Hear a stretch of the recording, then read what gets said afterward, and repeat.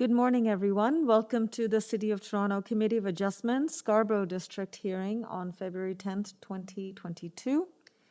During the declared emergency in the City of Toronto Committee of Adjustment, virtual public hearings are being conducted by electronic means through WebEx, which is an online digital platform, and it is streamed onto the Toronto City Planning YouTube channel. These measures are necessary to comply with physical distancing requirements and a provincial order that limits attendance at public gatherings. This will be a virtual public hearing, and participants who have registered in advance will be able to make their presentations to the committee using WebEx, which is an online event that is being moderated by city staff. Anyone wishing to view the hearing may do so by watching on YouTube. Participants who have registered in advance will be connecting either by their computer, a phone, or a tablet app. All participants will be automatically muted upon entry. When your item is called, each participant will be unmuted by the moderator, one person at a time. Only the committee members will be participating by video. Any registered participants will be participating by audio only. We ask that you also mute your devices until you're called on to speak. Before we begin, we acknowledge the land we are meeting on is the traditional territory of many nations, including the Mississaugas of the Credit, the Anishinaabe, the Chippewa, the Haudenosaunee, and the Wendat peoples, and is now home to many diverse First Nations, Inuit, and Métis peoples. We also acknowledge that Toronto is covered by Treaty 13 with the Mississaugas of the Credit and the Williams Treaty signed with multiple Mississaugas and Chippewa bands. In accordance with Section 45 and 53 of the Planning Act 1990 as amended, this meeting of the Committee of Adjustment of the City of Toronto is called to order. The Committee of Adjustment considers applications for variances from the provisions of the zoning bylaw that apply to a property, permissions to extend or alter lawful non-conforming uses, and consents to sever properties to create new lots. Anyone in attendance today who wants to receive a copy of the decision of the committee on any application must submit a written request for a decision by email. Please ensure that you include your name, address, and an email address because Committee of Adjustment and the Toronto Local Appeal Body, the TLAB, will be sending notifications and appeal updates by email. If you do not agree with the decision of the committee, decisions may be appealed to the TLAB or in some limited circumstances to the Ontario Land Tribunal or the OLT. Appeal instructions are set out at the bottom of the decision of the committee. In terms of the hearing procedure, I will call each item in the order as it is listed on the agenda. Few notes for making your submissions. Where an application is uncontested, the agent or the applicant will proceed with their presentation if required by the committee. The committee may ask questions or take the matter into the committee for a decision. Each speaker, including the applicant or the agent, will be given a maximum of 5 minutes to address the committee. I will comment when you're reaching the 5 minutes. When addressing the committee, please clearly state your name and address. Please remember to confine your remarks to the matters that are outlined in the application. Please do not repeat comments. If your fellow residents have made a comment, please do not repeat those. Repeating the same comments again will not advance your cause, but we're certainly open to hearing your comments and any new information that you may provide us to help us with our decision making. The applicant or the agent will proceed first and will make the presentation to the committee of the application. Please note that the committee may not entertain revisions to the proposal at the hearing today. The committee may decide to defer the application. If the application is substantially revised, to ensure that the revised application is accurate and that all those who are entitled to receive the notice of the applicant are informed of the changes. Then individuals who are either in support or in opposition to the application will be invited to speak. Committee members may ask questions of each speaker after they have finished their presentation. When all speakers are finished, the applicant or the agent has an opportunity to rebut only those issues that were raised by the speakers. This will mark the end of the discussion. The application will then be taken into committee for a decision. For the morning session, we are dealing with items 1 to 17 as it is listed on the agenda for the morning session. Items 18 to 27 will be dealt with in the afternoon session, which is scheduled to begin at 1:30. So once again, we're dealing with the morning session items, which are items 1 to 17. Before we begin the hearing, may I have confirmation of minutes of the last meeting? I require a motion. Members of the committee. Member Said, please go ahead.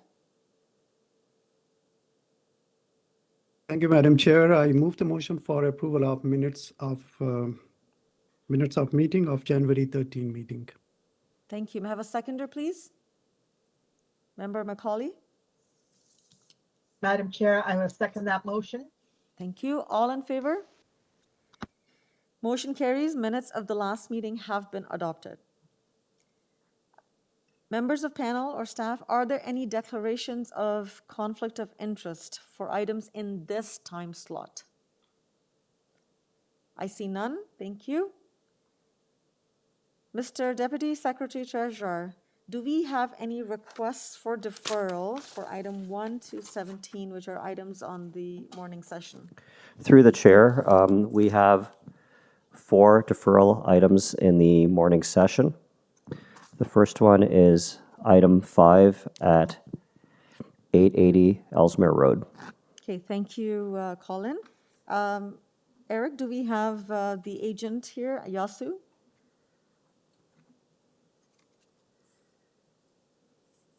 Okay. Yes, Madam Chair, this is Yaso Somalingam. I do agree with the deferral of this application. We need to discuss further with the planning department.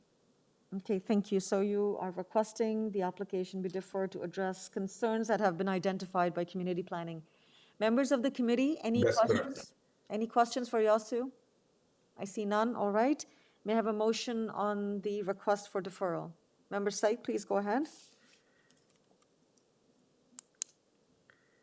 Thank you, Madam Chair. This deferral request is coming from the applicant, Mr. Yasu. So I move the motion for deferral of item number 5, Sanidai.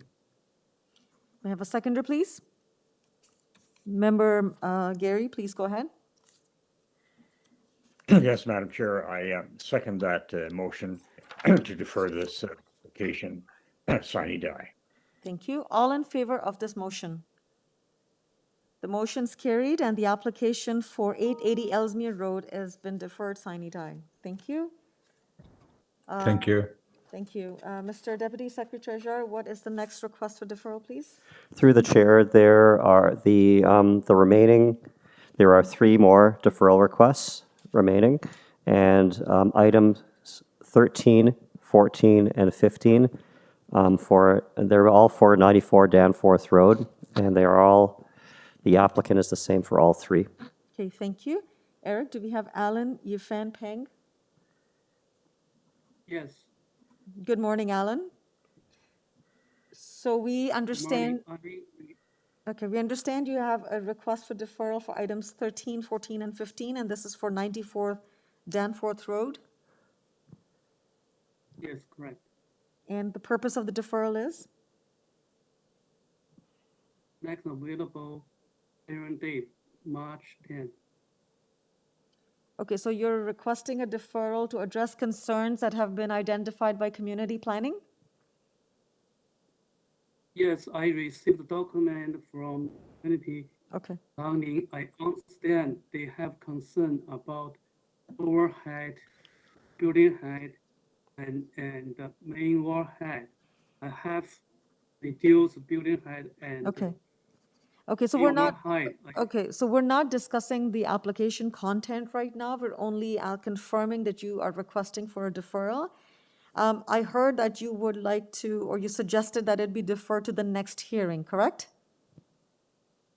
Next hearing, correct. Okay, so Alan, I would suggest that given the amount, I've read the staff report, and I think given the number of concerns that have been raised, and I understand in speaking with staff that the agenda for March 10th has already been set, you may not have enough time to be able to do it. to meet with the staff at community planning, address the comments, revise, and then notice has to be sent out again. So I would suggest that this not be deferred to March 10, but it be deferred sine die, and staff will try their best to bring it as soon as possible when you're back with your complete application. Is that okay? Okay. Okay, thank you very much. Members of the committee, we heard the applicant. Any comments? I see none. All right, can I have a motion, please? Member Said. Thank you, Madam Chair. Thank you to the Ellen for agreeing on this point. I move the motion for deferral of item number 13, sine die. Thank you, and thank you very much, Mohammed. We will deal with each application number independently so that it's all clear. So the motion, this is for item 13, motion to defer sine die. May I have a seconder, please? Member Macaulay? I will second that motion All in favor of this motion? for item 13. Thank you. All right. Motion's carried. Application for 94 Danforth Road, item 13 has been deferred sine die. Now, can I have a motion for item 14? Member Gary, please go ahead. Madam Chair, yes, item 14 relating to 94 Danforth Road. I move that we defer this item sine die. May I have a seconder, please? Member Said? I second the motion for deferral. Thank you. All in favor of this motion? The motion's carried. Application for 94 Danforth Road, this is item 14, has been deferred sine die. Can I have a motion for item 15, 94 Danforth Road?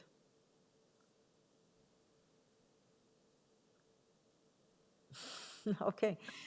We'll go with Member Said. Thank you, Madam Chair. I move the motion for deferral of item number 15, sine die. Thank you. May I have a seconder, please? Member Macaulay? I will second that motion. Thank you. All in favor of this for motion? deferral. Motion's carried. Application for item number 15 has been deferred sine die. Thank you. Staff, any more requests for deferral? Through the chair, there are no deferral requests. And just a point of clarification, in the morning session, there are 18 items that will be dealt with by committee. Oh. Okay, on these, okay. All right, thank you very much. All right, so I just, point of clarification, staff corrected me. The morning session has 18 items, item 1 to 18. My apologies, I had originally mentioned 17. Item 1 to 18 will be dealt with in the morning session. No, and there are no further requests. All right, thank you very much. So we have dealt with all the requests for deferral. We will now start vetting of the agenda. I will go through each item as listed on the agenda. If there are any speakers, the matter will be held. If it's uncontested, I will be coming to the committee for a motion. Starting with the first item, item number 1, it is 110 Robinson Avenue. Any questions or comments at this time, committee members? I see none. Eric, do we have the owner, Tatiana? Thank you. Tatiana, are you with us? I'm here. I'm the son. Tatiana is my mom. She's with me right now. She has a to speak English, so I can translate it. But better to speak behalf of her. She is with me now. Okay, sorry, we couldn't hear you. Could you please repeat? Yeah, Tatiana Shushkina is here. My name is Alexei. I'm her son. Tatiana with me right now. Okay, all right, understood. Yes, we do have you listed on the list, so that's totally fine. So Alexei, you are representing your mother, Tatiana, and we have your application before us. Are you aware of the conditions of urban forestry? Sorry, can you repeat?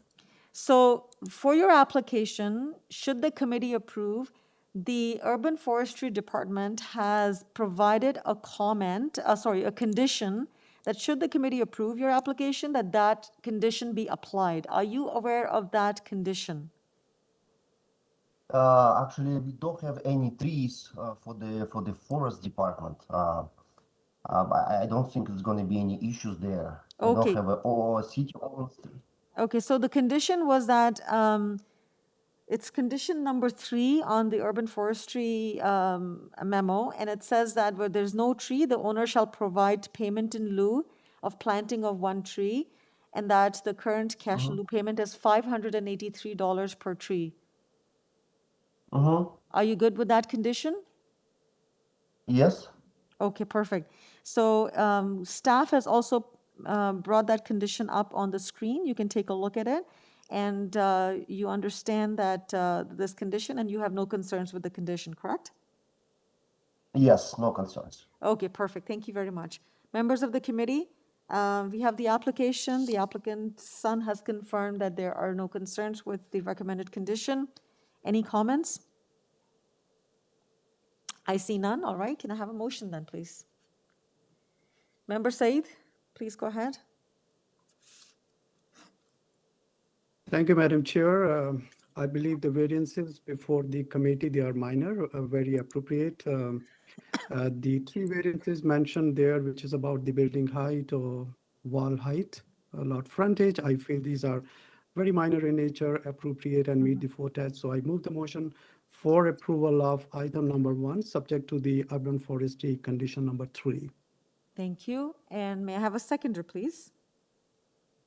Member Macaulay. I will second that motion. Thank you. All in favor of this motion? The motion is carried, and the application for 110 Robinson Avenue has been approved, subject to condition of urban forestry. Thank you very much, Alexei. Thanks so much. Thank you. Item number 2, we have we have speakers listed to speak. So I will hold down item number 2, and this is 35 Cotton Avenue, and we will come back to it in the main body of the meeting. Item number 3. Item number 3 is 31 Midland Avenue, and once again, there is a registered speaker to speak on this application. I will hold down item number 3 and come back to it for further discussion. Item number 4, 125 LEYTON Avenue. This application was amended. Committee members, any questions? I see none. All right, Eric, can we please have Jay Smith? Good morning, Madam Chair. Jay Smith. I'm the agent for the application at 125 LEYTON Avenue. Thank you very much, Jay. And your application has been amended. Are you aware of community planning staff report and the recommendation that should the committee approve it, that it be tied to the site plan? Absolutely, Madam Chair. We've worked with planning staff to come up with an agreeable setback for the eaves. So we're totally fine with that. Perfect. Thank you very much. Members of the committee, do you have any questions for Jay Smith? Member Gary, please go ahead. Yes, I'll just ask if he's aware of the proposed urban forestry conditions 1 and 2. Is the applicant prepared to accept those? Through you, Madam Chair, yes, we are. We have an arborist working on it already. Thank you very much. Thanks, Gary, for that reminder. All right, committee members, if there are no further questions, we have confirmation from Jay confirming conditions of urban forestry as well as community planning. Can I please have a motion at this time? Member Said. Thank you, Madam Chair. I move the motion for approval of item number 4 as amended, subject to the community planning reports conditions and urban forestry condition number 2 and 3. Thank you. May I have a seconder, please? Member Macaulay, please go ahead. I will second that motion, subject to the conditions. And I want to thank the applicant for working with planning staff to improve this application. All right, thank you. All in favor of this motion? The motion's carried and the application for 125 Leyton Avenue has been approved. Thank you. Thank you, Madam Chair. Okay, we now move to item number 6. Item number 6 is 68 Peace Drive. Any questions or comments?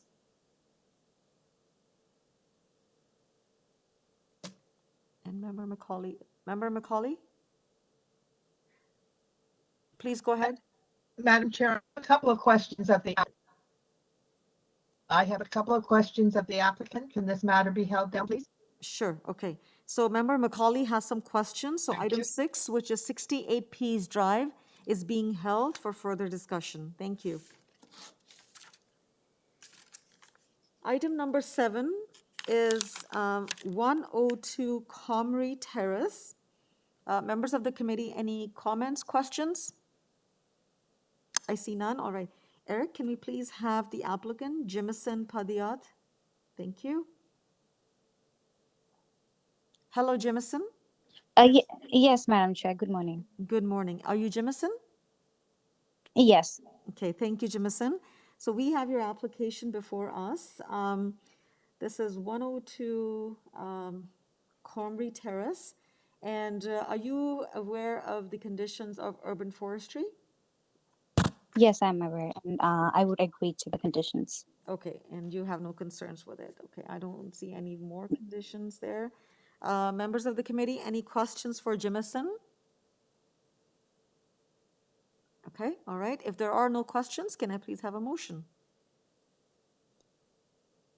Member Said. Thank you, Madam Chair. It's a pretty straightforward application, and also the applicant have the acknowledgement about the urban forestry condition number 1 and 2. I move the motion for approval of item number 7, subject to the condition of urban forestry. Thank you. May I have a seconder, please? Member Gary, please go ahead. Madam Chair, I second that motion to approve with the conditions as stated. Thank you. All in favor of this motion? And the motion is carried. Application for 102 COMRIE Terrace has been approved, subject to condition of urban forestry. Thank you. Thank you so much. Item number 8, 46 Linton Avenue. Committee members, any questions? See none, all right. Eric, can we please have the applicant Ozren Stambuk? Thank you. Hi, this is Ozren Stambuk. Okay, thank you, Ozren. Ozren, have you read the community planning staff report and the recommended condition of approval? Yes, I've read it and I agree to the condition. Thank you very much. Members of the committee, any questions for Ozren? I see none. All right. If there are no questions for Ozren, can I please have a motion? Member Said. Thank you, Madam Chair. There are 2 variances before the committee today. It's lot coverage and ancillary building area, which these variances are minor in nature, appropriate. Okay. There are no conditions from the urban forestry, so I would move the motion for approval of item number 8, subject to the condition of community planning staff report. Okay, thank you. May I have a seconder, please? Member Macaulay. I will second that motion for approval, subject to the condition of community planning that he build in accordance with the site plan. Okay, thank you. All in favor of this motion? The motion is carried. Application for 46 Linton Avenue has been approved, subject to condition. Thank you. Thank you. Okay, we now move to item number 9. Item number 9 is 68 CLIFFCREST Drive. Any questions, committee members? I see none. Eric, can we please have David Smith? Thank you. Morning, Madam Chair. My name is David Smith. I'm here representing the homeowners at 68 CLIFFCREST Drive, My address 401 Craven Road. Thank you. And I believe there are no conditions from any department. Members of the committee, any questions for David Smith on this application? And there are no conditions, as I mentioned. Okay, I see none. If there are no questions, can I please have a motion? Member McKay. Yes, Madam Chair, yes, I just see a request variance relating to coverage. I think that these meet the tests of minor variance, so I would recommend or move that we approve this application. Thank you. May I have a seconder, please? Member Said? Madam Chair, I second the motion for approval. There are no conditions attached towards this approval. Thank you. All in favor of this motion? And the motion's carried. Thank you. Application for 68 CLIFFCREST Drive has been approved. Thank you so much. Welcome. We now move to item 10. Item 10 is 121 Lillington Avenue. And committee members, any questions on this one? Okay, thank you. Eric, can we please have Ben Baghdadi? Good morning, Madam Chair. This is Bamdad Baghdadi from BBA Design Studio, Inc. I'm the architect and the applicant for this application before you. Thank you very much, Ben, for joining us. Ben, have you read the condition from Urban Forestry? Yes, Madam Chair, we already communicated with them. The arborist report is ready to be submitted should the committee approve this application. Thank you. All right. Members of the committee, any questions for Ben? I see none. All right. If there are no questions, can I please have a motion? Member Said. Thank you, Madam Chair, and thank you, Mr. Baghdadi, for proactive towards meeting the conditions of urban forestry. So you are in process of that. You have an understanding of that condition. With that, I move the motion for approval of item number 10, subject to the urban forestry condition number 1. Thank you. May I have a seconder, please? Member Gary.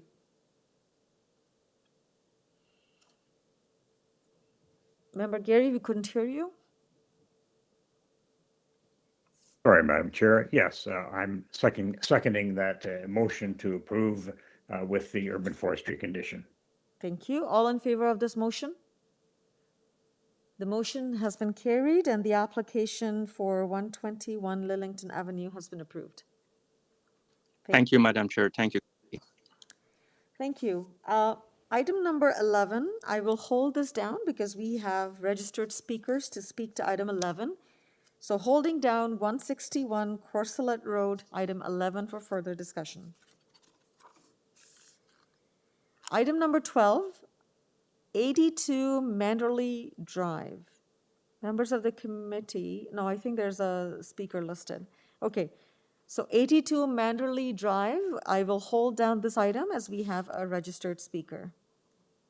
Item 12 is being held. And now jumping to item 16. Item 16 is 32 Fairwood Crescent. And members of the committee, any questions? I see none. All right. Eric, can we please have Yasu? Yasu, you with us? Yes, Madam Chair. My name is Yaso Somling. I'm the authorized agent on this application. Okay, thank you, Yasu.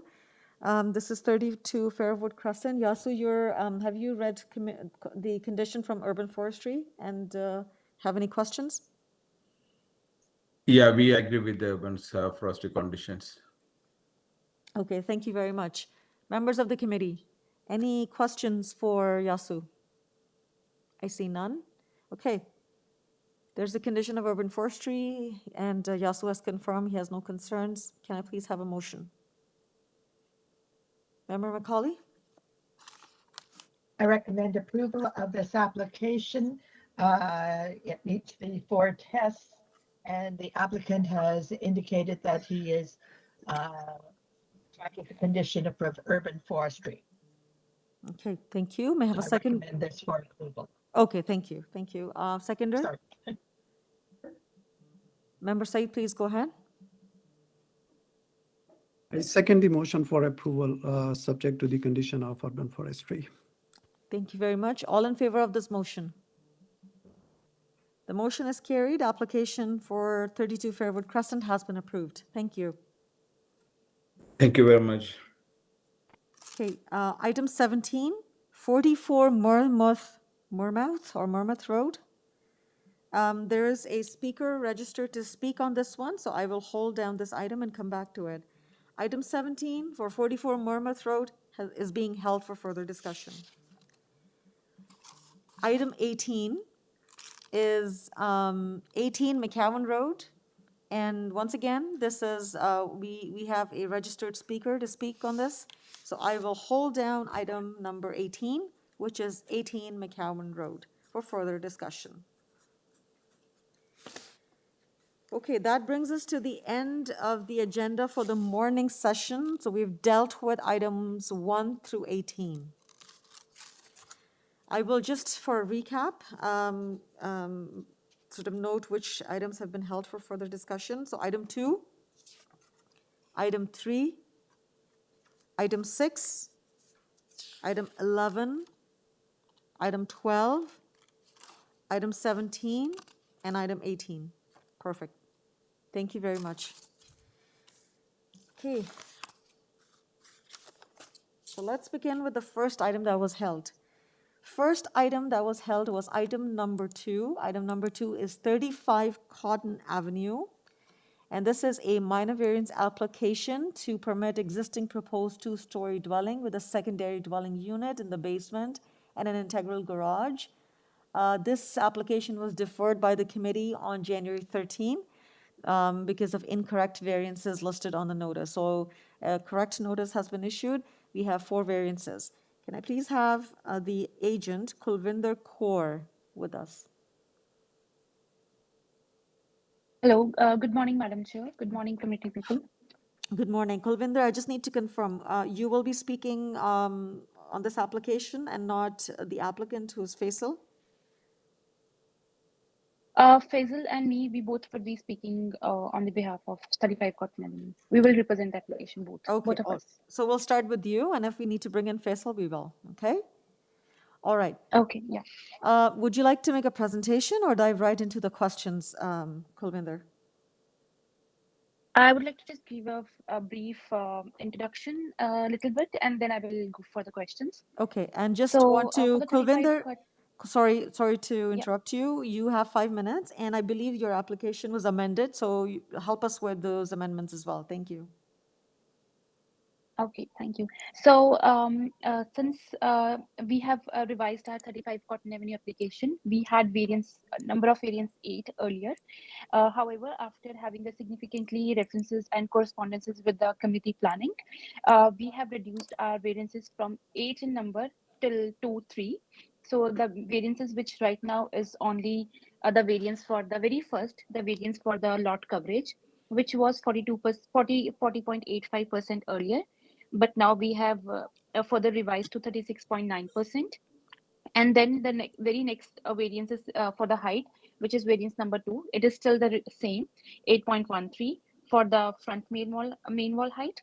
And then for the third one, we have completely eliminated all the rest of the variances except the variance number 4 also.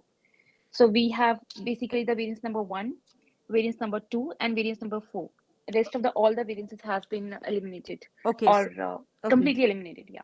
Okay, so let's just confirm. So let's focus on the notice that was issued, and then changes to that notice. Okay. Yeah. So what we have on the screen is what we're proceeding with today. Variance number 1 has been amended to reduce the lot coverage to 36.9%. There is no change to variance number 2. Variance number 3 is being eliminated or being withdrawn, and variance number 4 remains the same. Okay, perfect. Yes. Because we don't want to go back to the original application. We have it in the package, but what's important is to focus on the notice that we have. Okay. All right. Do you want to say anything? Do you want to carry on? Yes. So apart from that, we also received, apart from like revising our application for the variances.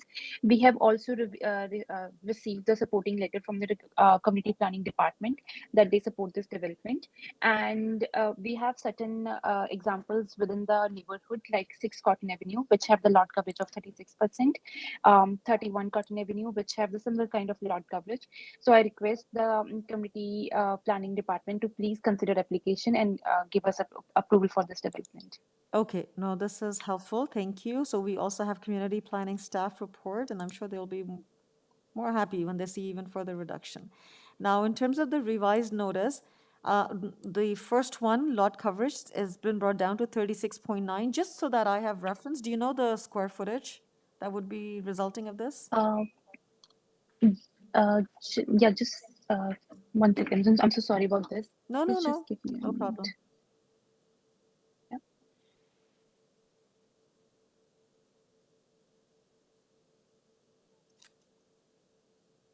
So the lot coverage in square feet is 1596 square feet. How much? And 1596 square feet, or 148.27 square meters. 148 square meters. Yeah, 148.27 square meters. Okay. So at 36.9%, the square footage would be 148.2 square meters.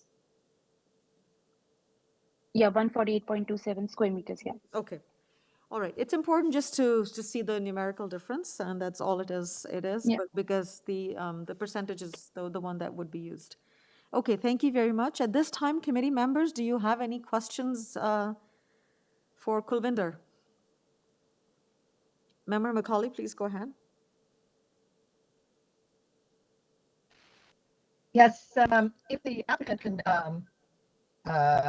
give us that, it's the square meters.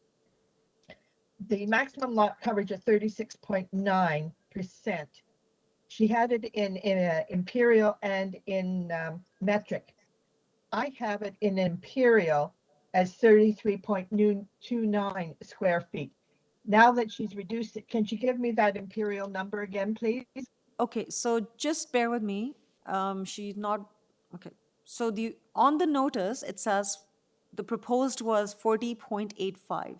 It has now reduced to 36.9%. And that 36.9% equates to 148.2 square meters. Are you asking for imperial for that? No, I have it in imperial, the original in imperial, and not just in metric. But it's not a big thing because the percentage has reduced, and that's really what I'm most interested in. Okay. So forget that question. Okay, all right. No, it was a little confusing because the references were being made to previous notice as well. Yeah, so I can confirm that the reduced lot coverage is 36.9, which is at 148.2 square meters. Okay, all right. Any more questions? Clarification? Okay, all right. I see none. Kulvinder, thank you for your oh, Member Macaulay. No? Okay, no, we have 2 registered speakers that we have to go through, okay? All right, so thank you, Kulvinder, for your presentation. We'll come back to you once we've had a chance to listen to our speakers. Okay, can we have our first speaker, Shuzian Hu? Okay, Shuzian Hu has not signed in yet. We're going to move to the next speaker. James Hu has not signed in as well. And I believe these were the only 2 speakers. So, Kulvinder, back to you. The registered speakers who have not signed in. So we come back to you before we take the matter into committee. Any closing remarks? I just want to request the Committee for Adjustment staff that we have significantly reduced our variances. Okay. I understand we had 8 variances earlier, and we reduced to only 3. And we have, since I have already mentioned that we have references for lot coverage in the neighborhood, which has the similar kind of development, I really request the committee to please consider this application. That's it. Okay, thank you very much, Kulvinder. No, I appreciate you. You certainly went back and you revisited the design and you have made the adjustments and you've worked closely with community planning as well, so we appreciate that. Committee members, I'm coming to you now for, if needed, deliberation or a motion. I just want to ask staff of something. So staff, community planning staff report has recommended a condition that it be tied to a site plan, right? Through the chair, that's correct. Okay, now my question to you is that site plan still shows the lot coverage of 40 point something?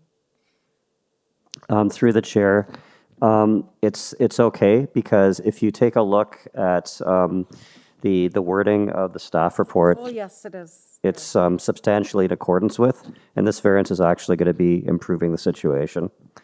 So I think you're okay in terms of imposing the condition, Sounds good. if you wish to approve it. Okay, well, thank you very much. Okay, so committee members, we have confirmation there will be no conflict should the committee approve it to tie to the community planning staff report recommended condition. So over to you now, committee members.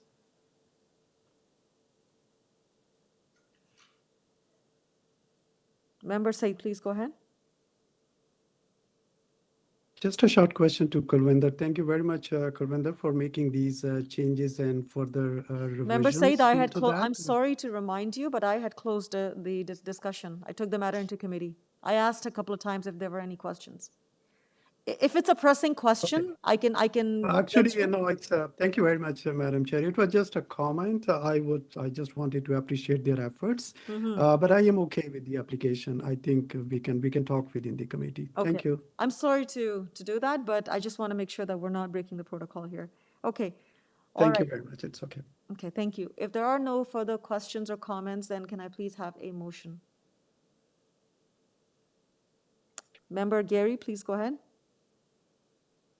Yes, Madam Chair, it's good to see these revisions, and accordingly, I would move approval of this amended minor variance application for this property on Cotton Avenue, subject to urban forestry conditions and subject to the community planning recommendation that they build substantially in accordance with the site plan. Okay, Thank you. Thank you very much. May I have a seconder? Member Said, please go ahead. I second the motion for approval, and I will add to Gary's motion the condition of urban forestry is there. Yeah, he had it there as well. Okay, all in favor of this motion?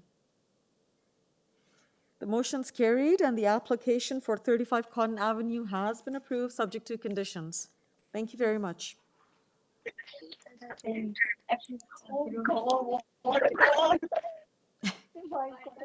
They're really happy. Thank God. So good. Okay. Kulwinder, we can hear you. But member. Yeah. Sorry, you have not been. Oh, sorry. Sorry about that. Thanks so much. Oh, okay, everyone. Thank you a lot.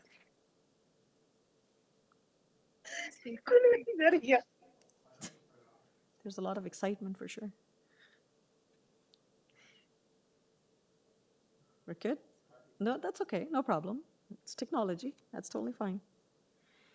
The next item that we had held was item number 3, and item number 3 is 31 Midland Avenue. 31 Midland Avenue is a minor variance application, and we have 3 variances before us to permit construction of a second-story addition to the existing dwelling and a deck. Can I please have the applicant or the co-owner, Ruby Samantha Chapman? Thank you. Yes, I'm here. Thank you very much, Ruby. And we also have the co-owner, Christopher Pozniak. Will Christopher be speaking as well today, Ruby? I'm here. I'm here as well. Okay, thank you very much. He'll speak if necessary. Thank you. Thank you very much. Okay, so let's proceed with the application. Ruby, would you like to make a presentation, or would you rather go right to the questions? I'm happy to go right to the questions. Thank you very much. Any questions at this time, members of the committee, for Ruby? I see none. All right. Thanks, Ruby. So we'll go to our speaker who has registered to speak with us, and then we'll come back to you for a rebuttal. Can we have Thank you very much. Can we have Ivan or Ivan Lamb, please? Thank you. Hello. Speaking, Madam Chair. How are you? Very good. Is it Ivan Hi, can you hear me? or Ivan? No, it's Ivan. Ivan. Scottish Ivan. Okay, thank you very much, Ivan. All right, my apologies. I just want to make sure.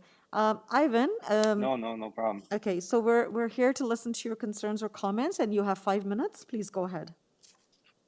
I'll be real quick. I'm just here in support for them. I just signed up just in case you guys had any construction questions. Oh, okay. All right, all right. I'm in support with the client.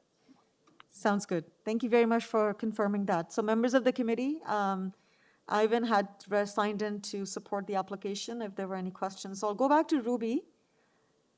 So Ruby, we take the matter into committee now. Any remark at this time, or members of the committee, any questions of Ruby or Christopher? There are no questions. So Ruby, any closing remark? No, there are no questions. I'm fine. I just want to say thank you for considering us this morning. Thank you very much. And while I have you, there are conditions from urban forestry, and have you read those, and have you any concerns or questions on those? I wasn't privy to the report. I have heard from the other presentations this morning that there's a condition that a contribution be made towards planting a tree. Is that the condition that you're referring to? No, that's not the condition. So I will have staff pull up the urban forestry memo so that you can read it yourself. There are typically 5 conditions of urban forestry, and this is condition number 2 that the urban forestry is recommending for inclusion. I'm going to read it. It's condition number 2. It says submission of a complete application for a permit to injure or remove a privately owned tree as per City of Toronto Municipal Code, Article 3, Private Tree Protection. So should there be any removal of a privately owned tree on the property, you will have to complete an application for a permit. Yeah, I'm fine with that. We don't plan to remove any trees. Okay. All right. On that note, thank you very much, Ruby, for your time. We'll take the matter into committee. Committee members, any comment? I see none. All right. If there are no questions, comments, can I please have a motion on this application?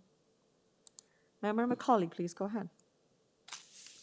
I propose approval of this application. It is minor in nature. We're dealing actually in 0.03 of a meter, which is really good numbers. And you have a petition of approval.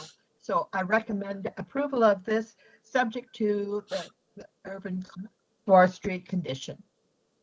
Thank you, Member Macaulay. May I have a seconder, please? Member Said, please go ahead. Thank you, Madam Chair. I second the motion for approval, subject to urban forestry condition number 2. Thank you. All in favor of this motion? The motion's carried, and the application for 31 Midland Avenue has been approved. Thank you very much, committee. Thank you very much.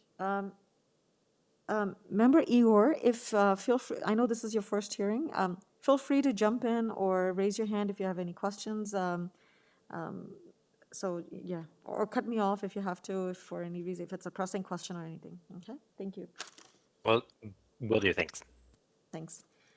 We now go to the next item that was held, item number 6, and this is 68 Pease Drive, and this was held because Member Macaulay had some questions. So can we have Peter Jerusik, please? Good morning, committee. Good morning, Peter. Peter, we have a question from Member Macaulay. Would you like to say any comments, or would you rather go to the question directly?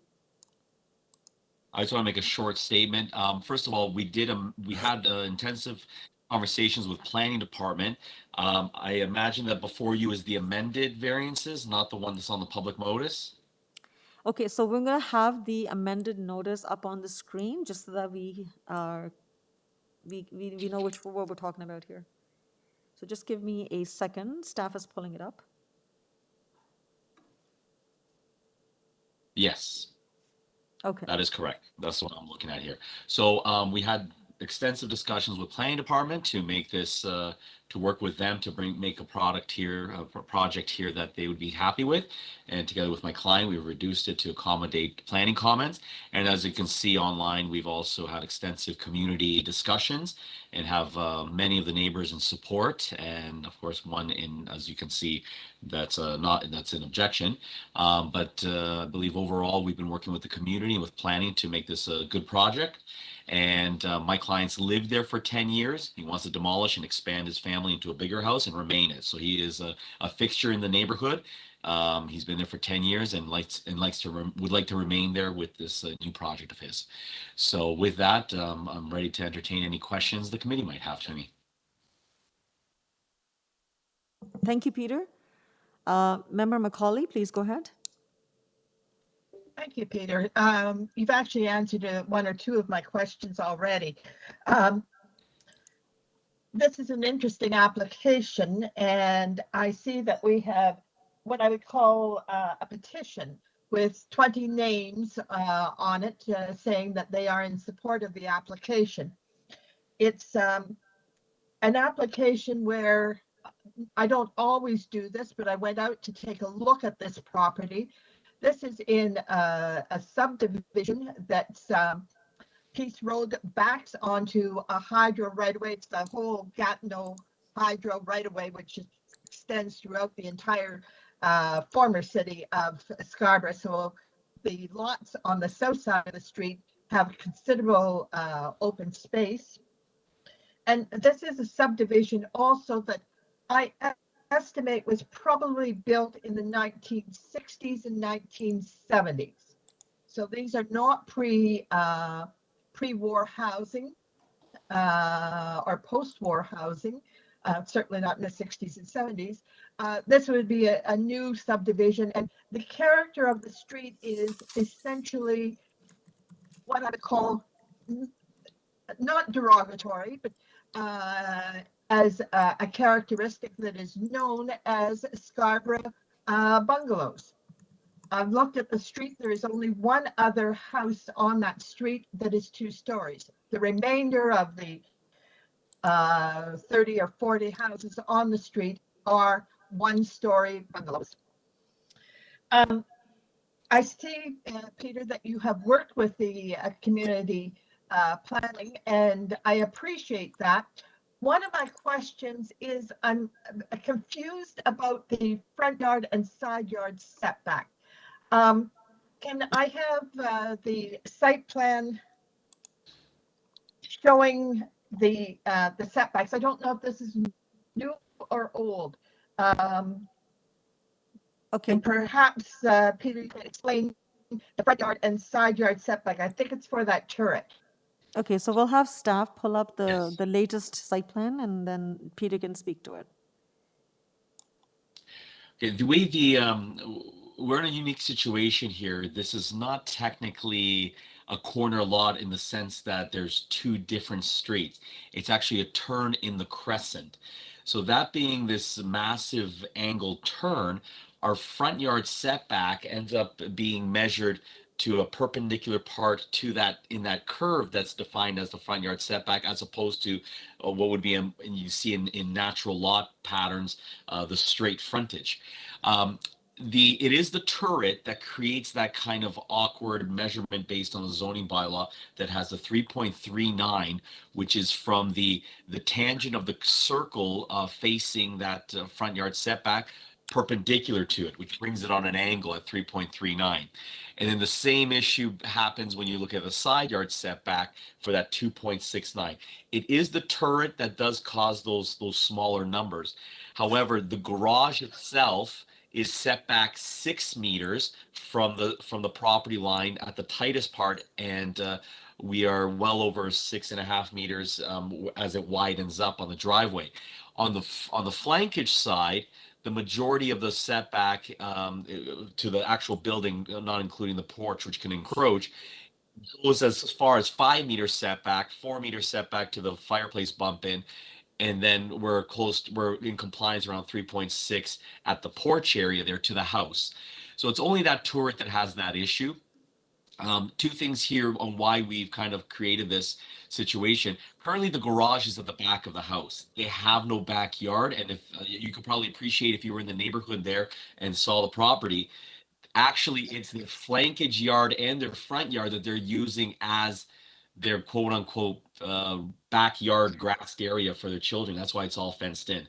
So one premise for us to kind of relocate the garage is to now create the true backyard where the existing garage and driveway is at the rear of the house. And so this is creating more of a typical corner type of house as opposed to what we see there today.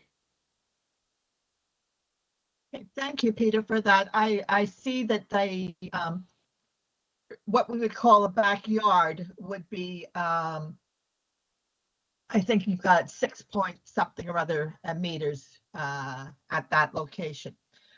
And so, yes, I was also a little bit confused that because you've got a garage on the front yard, that the setback is only 2.21 meters. Now, I assume that 2.21 has now been changed to 3.39. That was one of your changes. Is that correct? Yeah, and that's not the turret. Okay. One of the requests from the planning department was to push the house further back and give a little bit more room on that turret and the driveway.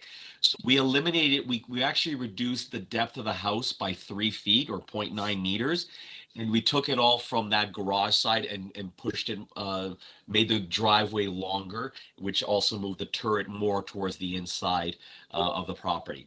The current house is actually outlined on that drawing there. It's faintly listed there as existing house to be removed.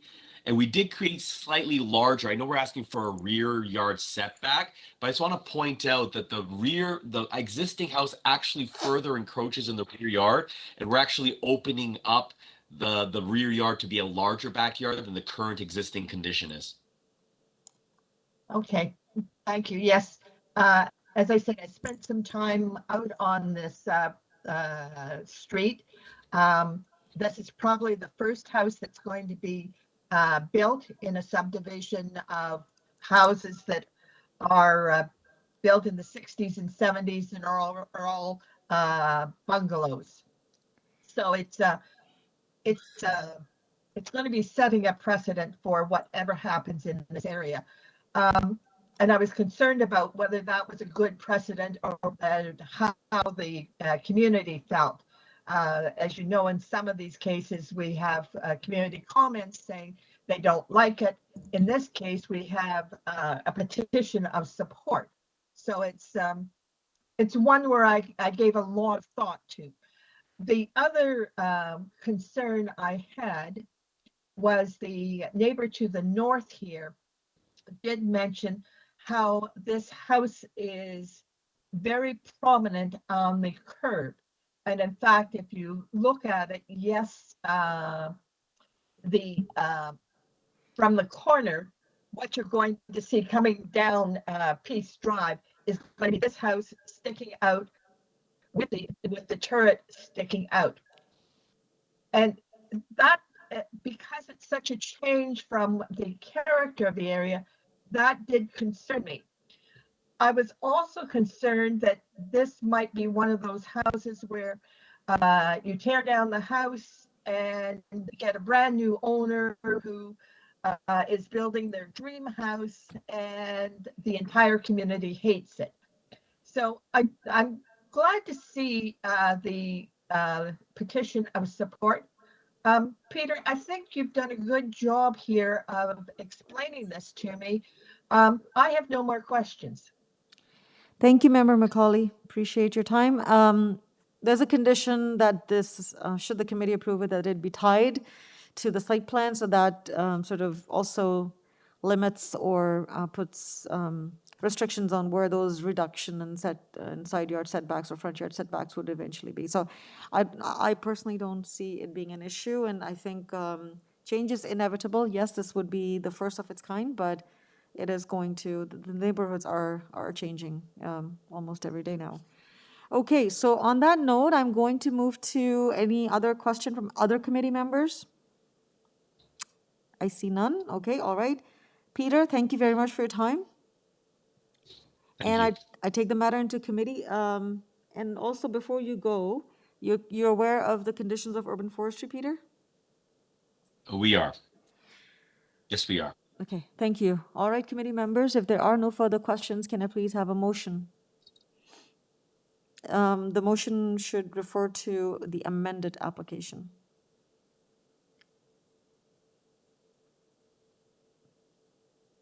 Okay, I'm looking for a motion.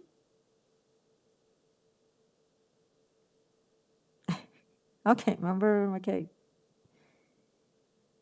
Yes, thanks, Madam Chair. Initially, I was concerned about the the number of variances, but it's good that they've been discussed and amended. So, I would move approval of this amended minor variance application for 68 to Peace Drive, subject to urban forestry conditions 1 and 2.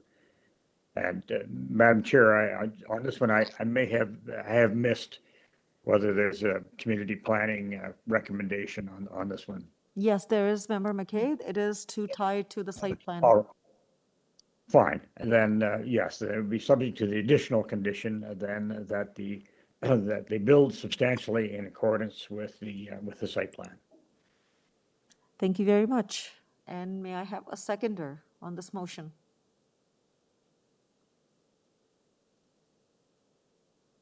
Okay, I second the motion. All in favor of this motion? All opposed?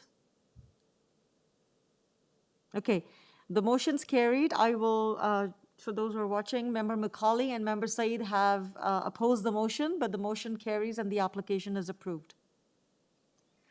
Subject to conditions. Thank you very much. We now move to item number 11 that was held. Item number, excuse me, item number 11 is 161 Courcelette Road. And can we have Hussein Jaffer, please, as the co-owner?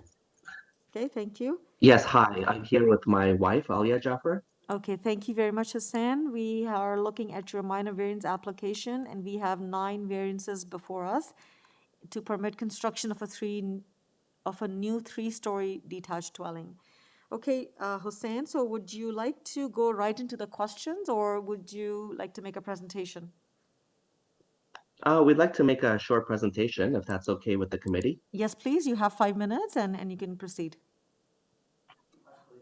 Through the chair, through the chair. Maybe, okay, thank you. I just wanted to make sure that the variances were up on the screen before the applicant made their presentation. Thank you. Okay, all right. Sorry for that. Hussein, so your amended application is up on the screen. And please. Correct. So, okay. Okay. Good morning, everybody. This is Alia Jaffer.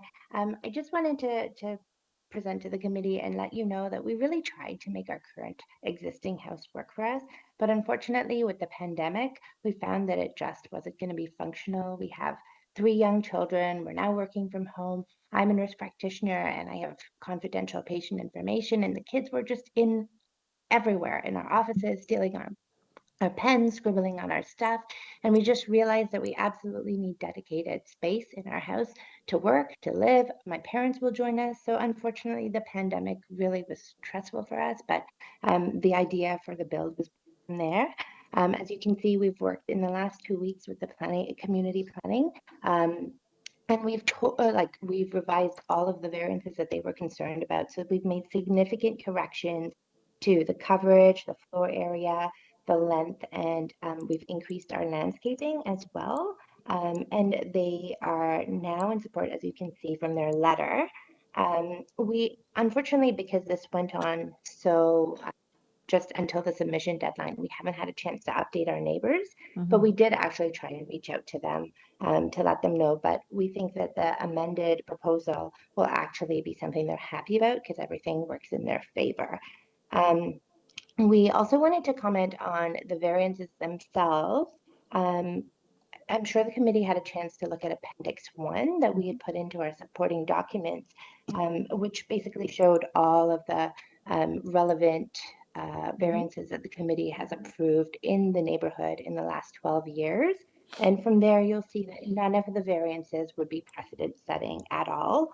And, you know, to speak to specific concerns, for example, height, you'll see that there's numerous 3-story builds that I think 19 of them that the committee has approved in the last 12 years. And that's not including our direct next door neighbor or 2 across the street from us. And there's multiple heights that exceed the one that was proposed. Our house is intended to be just 13 centimeters taller than our neighbors, which, you know, we feel would be negligible if looking from the street views. The other thing we wanted to make sure everybody was aware of is we've changed the length of our house. So the existing house has actually, the proposed house is actually smaller in length when compared to the existing house. So there's more green space. And in fact, the driveways that exist and the concrete around the house will now all be flower beds or green material walkways. And so there's going to be better and more green space, which community planning was really happy with. But then also there's like more light for our neighbors. The sight lines are better. Everything will be just more in line with the environment. And we really, I just want everybody to know, we really tried to make sure that our house was going to hinder the neighbors as little as possible. We've talked to everybody we possibly can in the last 15 months. And we really tried to design the house with just to blend into the neighborhood. So if you can see, we've designed it to match our direct neighbor at 163 in style and siding and roof type. They have a 3rd floor story at the rear, so we proposed a 3rd floor story only at the rear as well. We have an enclosed porch, and we're proposing the setback that we have just to align in line with their porch enclosure and just to create more visual appeal. But we also like took into account all the concerns neighbors had talked about. So we included a garage so that we can address parking challenges. We've changed the shape of our house so that sight lines would be better for our neighbors and that there would be, you know, enough light on their sunroom. And we've changed windows, and we even designed our terrace to preserve the privacy of the neighbors, because the way our terrace is, we actually will only be able to look forward. We have children who like to talk to the neighbors all the time, and so we just wanted the neighbors to have some privacy if they're trying to enjoy some peace and quiet. So we hope that the neighbors will be happy with the new design and the variances that work in their favor, and we hope the committee feels the same way and is happy to know that community planning is in support. Thank you. Thank you, Alia. Very well articulated, and it's very impressive. You've thought about almost every aspect or factor that as a homeowner and being a neighbor and a resident of the community should be. Appreciate you working with with your neighbors for the last 15 months, working with community planning. Great. So this is certainly refreshing, and it's a great example for other applicants as well. At this point, I would request the committee members, if they have any questions. The amended notice was up on the screen. Any questions or clarification on those, committee members? Okay, it was pretty clear. And we have a positive community planning staff report as well. Okay. All right, thank you, committee members. We'll go to our speakers now who were listed to speak with us, and then we'll come back to Alia and Hussein. First resident listed, Mark Woodruff. Yes, hello, can you hear me? I can hear you. Please go ahead, sir. Yes, thank you. Yes, my name is Mark Woodruff, and I live at the property at 163 COURCELETTE, which is just to the north of the proposed development. First of all, I want to say that we have spoken with Hussein and Alia over the past 4 or 5 months, and they're a very nice couple, and they have made some changes and adjustments to the property, as we have discussed and as other neighbors have discussed. But there are really just 2 points that I do want to make about their proposal. First of all, in their materials, they do refer to the properties at 163 and across the street at 172 and 174 as being 3-story properties as proper examples or precedents to their houses. These properties were all developed as 3rd-story properties before the bylaw was put in place in the late 1980s. And really, are grandfathered under those rules. So this development should be looked at purely as it under its merits under the bylaws and regulations as they exist today. Secondly, I'd just like to say that many of the neighbors are concerned about the third floor development, and I find that difficult to talk to as living in the house with a third floor, but frankly, we inherited that when we purchased it. They are concerned about the third floor development. The neighborhood fought very long and hard in the late 1980s to restrict the development of large properties on this area of the neighborhood. And that bylaw was introduced, I believe, in 1988 to do that. And since that time, all of the housing development in our close area in Upper Courcelette have been limited to the 2 floors and are well within the designs and size that the neighborhood wants.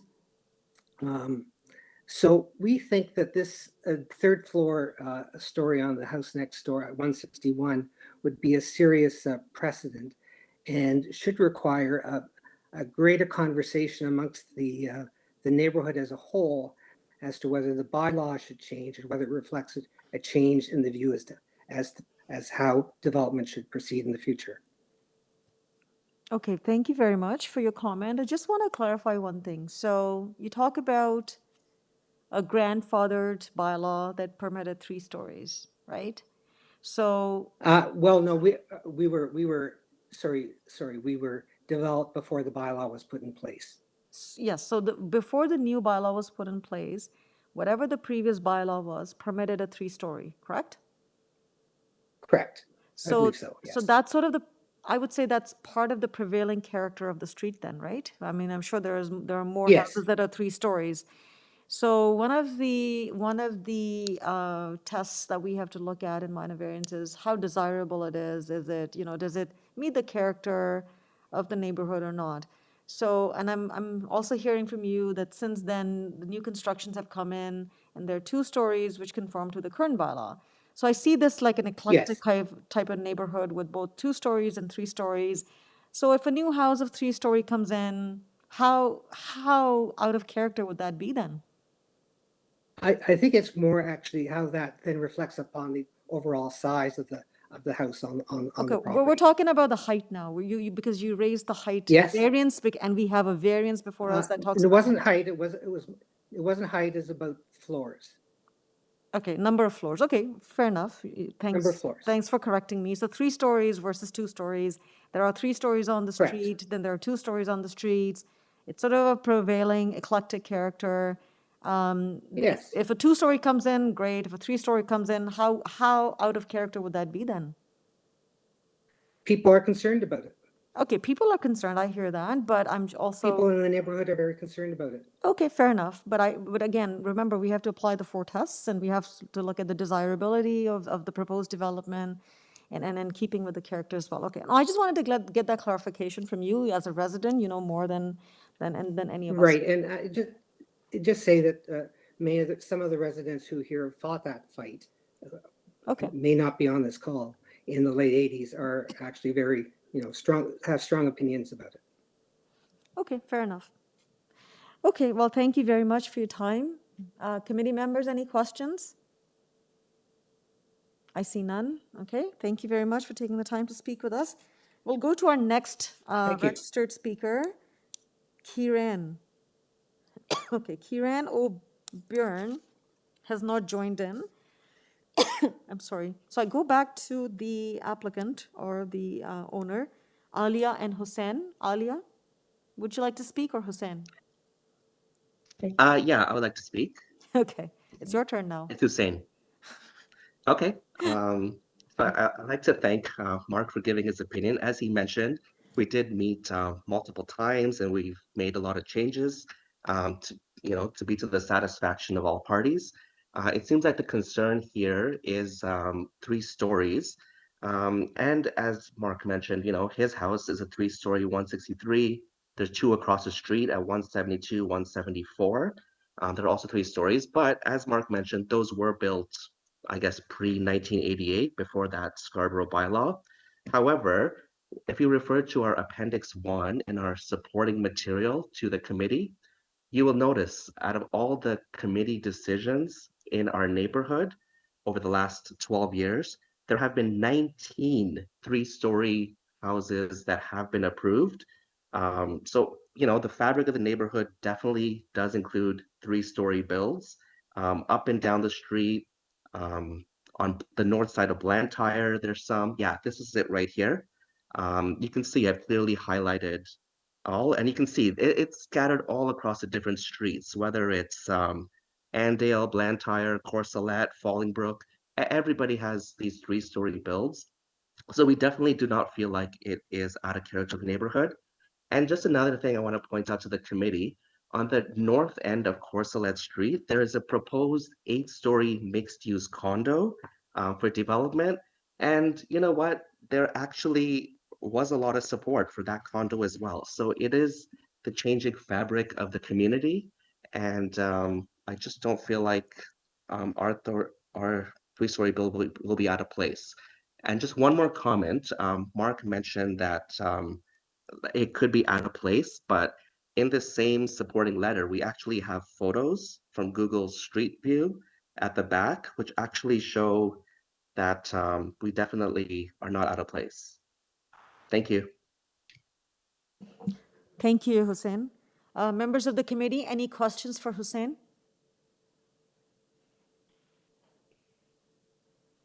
Okay, I see none. All right, Hussein and Alia, thank you for taking the time to speak with us and providing us with your thoughts and responding to the questions. I will take the matter into committee Thank now. you. Before I do that, I just want to make sure one thing. There were conditions of approval. So there are conditions from urban forestry, and have you read those, and do you have any questions on those? No, we have no concerns with urban forestry's recommendations. As well as community planning staff report? Yeah. We're good with that as well. Okay, perfect. Thank you very much. All right, committee members, we take the matter into committee now. Any questions, any comments, any deliberations? Member Macaulay? I'll make a comment. I hear the comments about the third stories and the difference on that street of some newer houses with 2 stories, some of the older houses with 3 stories. I think in this particular case, the proposal is for a 3rd story, but only in the rear yard or in the rear of the building. And so by tying this into the site plan, it will not have a 3rd story throughout the new building, but only in the back. And I think that's probably a compromise that really does make sense, where you have some 2 stories, some 3 stories. In particular locations, it may be 3 stories, but a really well-defined 3 stories, and then, as in this case, defined to just the rear of the building, which is similar to the house next door. So I think this has been well considered.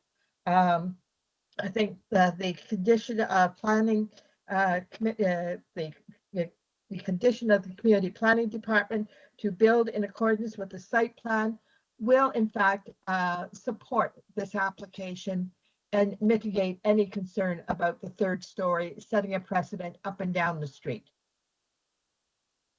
Okay, Those are my comments, Madam Chair. Thank you, Member Macaulay. Great comments. Yes, you're right. It's sort of, as you mentioned, and as I'd also indicated, that it's a mix of housing types and typologies. You're also right. The impact of that 3rd story is more obvious at the back of the property as opposed to the front. I mean, you could still see it, but it's not that impactful. And I think overall it will blend with the character. I don't have any concerns with the proposed number of stories, and I think the applicant has worked quite well, and they've thought about every aspect of it from a shadow perspective, from traffic, from streetscape, and from all areas that needed to be looked at. So I have no concerns with that. Any more comments from other committee members? And just before I go to my member state, I think it also demonstrates, that people it sort of goes with the whole planning theory and the planning notion that people want to live in their neighborhoods. They want to expand as their family grows. They want to expand the housing. Of course, needs change. Families grow, needs change.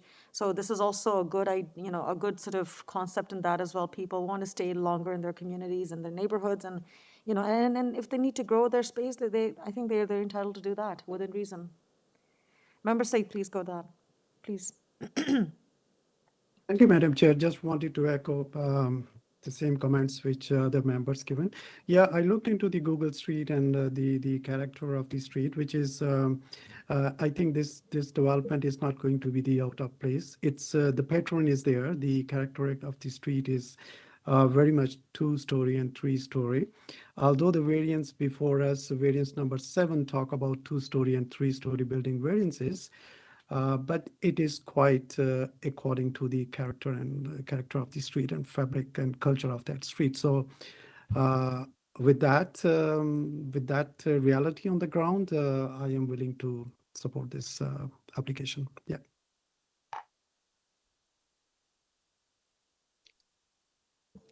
Sorry about that. I had to take care of something. Now, going back to the comments, anybody else with any comment or question? Okay, I see none. All right, I think we've given this application good time. Can I have a motion now, if we're ready? Member Macaulay, please go ahead. Thank you, Madam Chair. I think this application has been given a lot of consideration, both by the applicants and by the community planning staff. They have tried to marry the changes with the character of the community. It is appropriate as a minor variance. I believe they have made some changes to the site to the plans as they move forward. I recommend this application for approval, subject to urban forestry conditions and subject to building in accordance with the site plan as per community planning. Through the chair, just as amended. Yes, as amended. Thank you. All right, may I have a seconder, please? Member Said, please go ahead. Thank you, Madam Chair. I second the motion for approval as amended, subject to the urban forestry conditions and conditions of the community planning staff report. Perfect. Thank you. All in favor of this motion? Motion's carried and the application has been approved subject to conditions. Thank you very much. Thank you for your time. Thank you. You're welcome. I just need 1 minute. If you could allow me, I'll be back. I have just to take care of something. Just a minute. Thank you.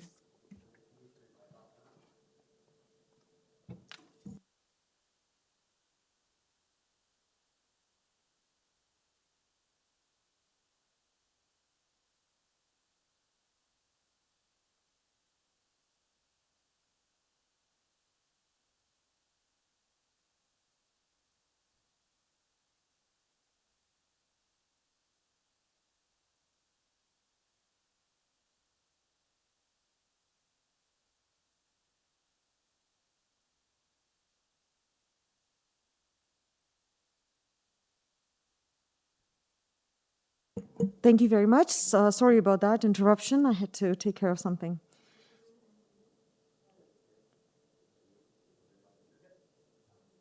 Okay, I'm back now. Everything's good to go.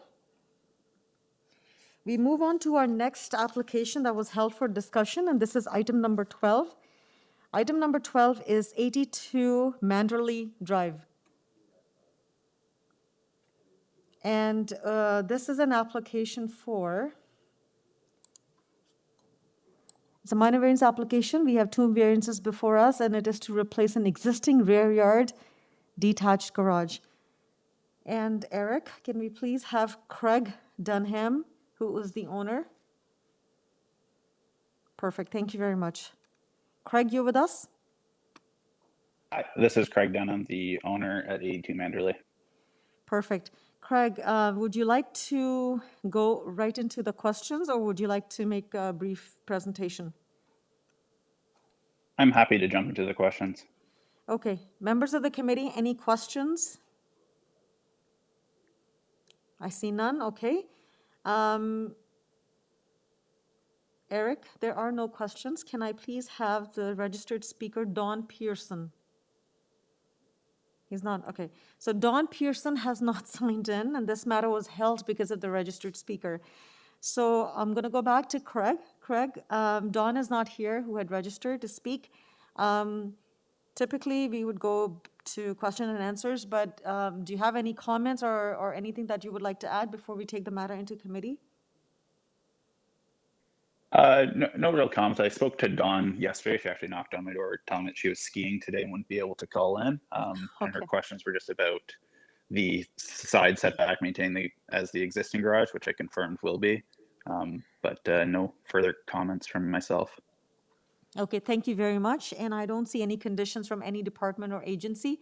So I would move to take the matter into committee now. Committee members, any questions, comments? Member Macaulay. I just want to make a comment that we appreciate that you've talked to your neighbor and brought information to us as to why she's not on the call, and have confirmed to us that you are going to meet her concerns. So I appreciate that. Thank you. No problem. Thanks, Member Macaulay. Okay, if there are no further comments, can I please have a motion? Member Said? Thank you, Madam Chair, and thank you to the applicant for taking concern of the neighbor. Madam Chair, there are only two variances. Both of them are minor appropriate, and I move the motion for approval of item number 12, and there are no conditions to that. Okay, thank you. May I have a seconder, please? Member Macaulay. I will second that motion. All right, all in favor of this motion? The motion's carried and the application has been approved. Thank you very much. Thank you. Okay, we now go to the next item, item number 17, and item number 17 is 44 Monmouth Road. It's a minor variance application, and we have 3 variances before us to permit the retention or to legalize the existing carport. And can we have the applicant, the owner, Yan Zhu? Thank you, Eric. Yes, good morning. Hello, Yan. Thank you for. Hi. Thank you. You have the applicant or the agent as well. Who will be speaking today, yourself or Dongsheng Cui? Myself will do a short presentation, and my agent's gonna support me when committee has any concerns about it. Okay, and your Question. agent is Dongshen. Yes. Okay, perfect. Okay, all right. So you go ahead. You have 5 minutes and make your presentation, please. Okay, thank you. Good morning. My name is Yan Xu. I'm one of the owners of 44 Monmouth Road, and I am applying for a carport permit, which is for 3 cars capacity for protection against extreme weathers in winter. I have a family of 4, 1 child and 3 adults. We have 2 cars for the time being, but soon my other son needs to buy his own car. However, the proposed carport cannot comply with 3 chapters of bylaw 569-2013 because it causes the building length exceeding 0.593 meters and rear yard setback 1.93 meters shorter. Also, the parking space is 0.4 meters narrower than minimum requirement. So regarding 0.4 meters narrowness, actually we can quite comfortably park the cars since their size are small, and there's no partition wall between 2 parallel parked cars. As for the building length and the rear yard setback not meeting the requirements, you please kindly consider our 3 cars capacity plan, which requires a little larger parking space, and pardon us. And thank you for your consideration. We will be very grateful if a relief of bylaw be granted so as to keep this carport. Okay. Thank you. Thank you, Yan. Thank you very much. Members of the committee, do you have any questions for Yan? Okay. Member Macaulay has her back turned, so I'm not sure. Okay, if there are no questions, then we should move to speaking with a registered speaker. Eric, can we please have Ravi Bala, who is the registered speaker? Thank you. Ravi, are you with us? Yes. Okay. Thank you, Ravi. You have 5 minutes, sir, and tell us what your concerns are with the application. Don't allow for the double carpool, because don't allow for the double carpool. My concern. Sorry, could you please repeat it? Don't allow for the double carpool. Oh, you're saying that we do not allow the request? Don't allow for the double carpool. They have for the double carpool. They don't have it before, but they put it for without permit. But don't allow for the double carpool. Allow only for the one carpool for this area. Because for this bungalow house, most of the bungalow house they have for the one carpool. Only allow for the one carpool. They have for right now. They have for the double carpool. Don't allow for the double carpool. Okay. So you're saying we don't, your request is that we don't allow it, and you have concerns because most of the houses has one carport, and you're saying that and that's your concern? Yes. Okay. Committee members, do you have any questions for Ravi? Okay. Thank you very much, Ravi, for your time. I appreciate it. We can go back to Yan. Yan? Yes. Yan, you heard the speaker, and the resident has a concern with the request for this carport. What are your comments? How would you like to respond to it? I need my agent to support me about that. Sure, please. Can we have Dongshen, please? Yeah. Hi Hello, there. can you hear me? Yes, I can hear you, sir. Please go ahead. Yeah, I think we need to support this owner because this house no garage. Toronto is very cold in the winter, and the car is easy to damage in the winter, and very inconvenience. So now.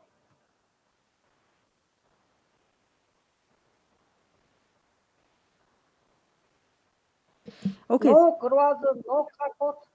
How can we park the car in the Toronto? This very cold city. So I hope the committee approve this requirement. Thank you. Okay, thank you very much, Dawn. Committee members, any clarification? I just want to clarify the purpose of this application. There's an existing carport. So a carport is permitted. It's not that a carport is not permitted. What the request is for that the existing carport be legalized or permissions, which is triggering 3 variances. And the variances are the rear yard setback is reduced. So the required is 7.62, but it is closer to the rear yard lot line, to the rear lot line. So it is going to 5.7 meters. The next one is the permitted building length. Staff, Katrine, could you please bring up the site plan, if you don't mind? I think it's important for the residents to understand what is happening here. So the carport is permitted. It's not that it's not permitted, it's permitted. It's the result of the carport that is triggering the variances. So I talked about the rear yard setback at 5.7. The building length is increased to 18.6 as a result of that carport being enclosed. And then the third one is the parking space width is required is 5.8, whereas 5.4 is being proposed. So if you can zoom into it a bit, that's the existing carport, the one with the hatched area, the diagonal hatching, right? And that is what is causing the setback issues and the length. So a carport is permitted. It's the variances associated with that carport that's causing the issue. I just want to clarify to the residents and especially the speaker who came to speak with us. Thank you very much. Members of the committee, any thoughts? Member Macaulay, please go ahead. Yes. The applicant talks about wanting to expand the carport. Can we get clarification as to whether are they expanding the existing carport, or are they just asking to legalize the existing carport? Maybe to legalize. To legalize, so you're not expanding it, you're only legalizing it, right? No.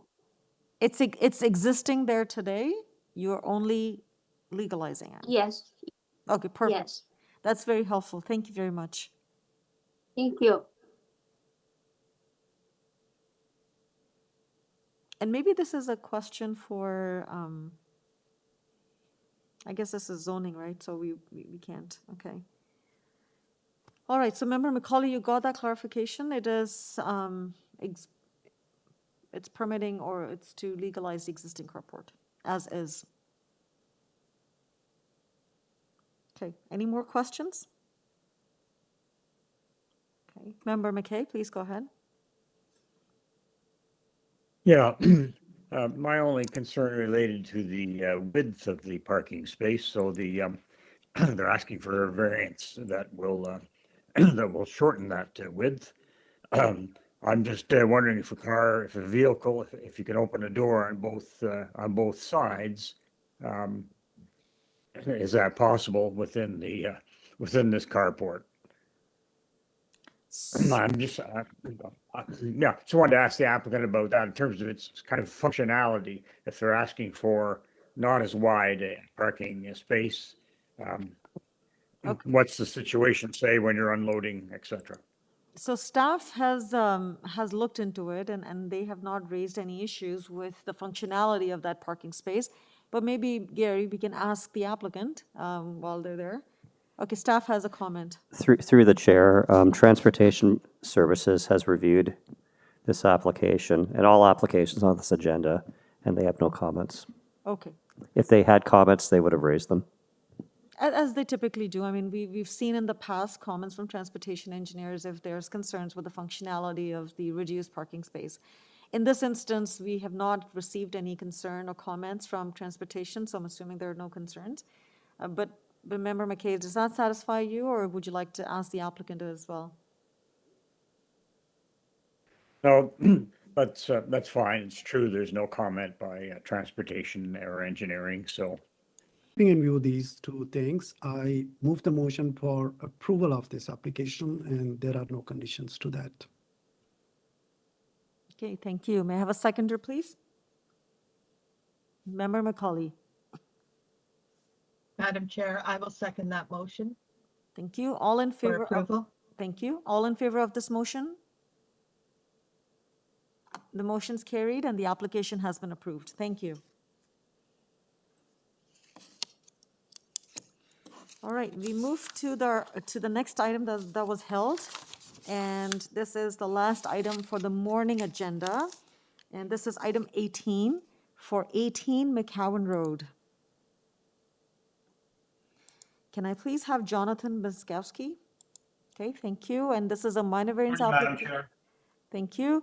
We are looking at your application, Jonathan. It's a minor variance application. We have 5 variances before us, and this is to permit construction of a new 2-story detached dwelling with finished basement and integral garage. A previous committee had refused variances, so you've come back to us. Okay. Would you like to make a presentation or go to the questions directly? Brief presentation, please, Madam Chair. Sure, that would be helpful so that we can see the difference or what was refused in the past. Please go ahead. Yes.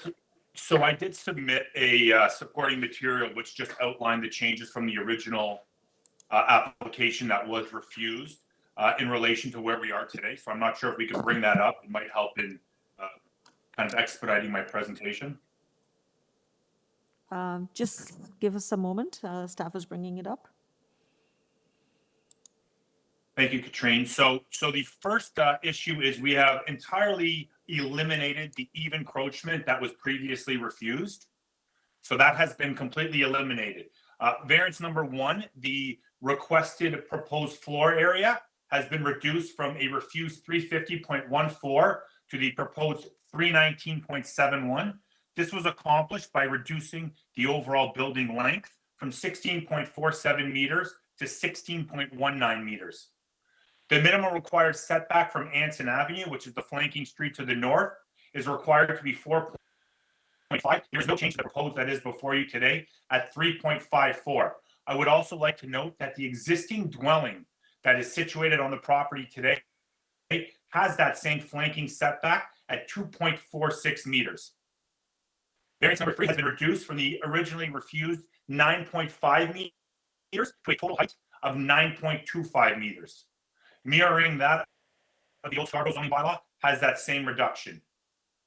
The main wall height has been reduced from the originally refused 8.23 meters to the proposed 7.98 meters. In terms of the variances and the policies to look at, this is somewhat of a different application in that Mccowan is considered a major street in both the official plan as well as the zoning bylaw. And the official plan explicitly speaks to how we review and how we interpret lots fronting onto major streets. This is not an interior street. This is at the corner of Mccowan and Anson. To read from the official plan specifically instructs us that lots fronting onto a major street and flanking lots to the depth of the fronting lots are often situated in geographic neighborhoods that are distinguishable from those located in the interior. The important word there is the distinguishable from those located in the interior of the neighborhood due to characteristics such as different lot forms, better access to public transit, as well as adjacency to developments with varying heights, massing, and scale, as well as direct exposure to greater volumes of traffic on adjacent nearby streets. The proposal that's before you today addresses this with an appropriate transition into the interior neighborhood itself, being located on a major street. It is a modest request for an increase of 0.25 meters in height, as well as increasing that flanking side yard setback onto Anson Avenue. I read some of the material from the letters of objection that came. What I can say is I am not a transportation planner. I am a land use planner. As the Secretary Treasurer noted a couple of applications before, all applications are vetted through city departments. If there was a concern with the access coming off of the flanking street, that would have been raised by transportation planning. In fact, developments of this kind on really any street with a flanking setback requires parking to come off of that flanking street, not off of the front street. And I'd be happy to answer any questions that you might have at this time.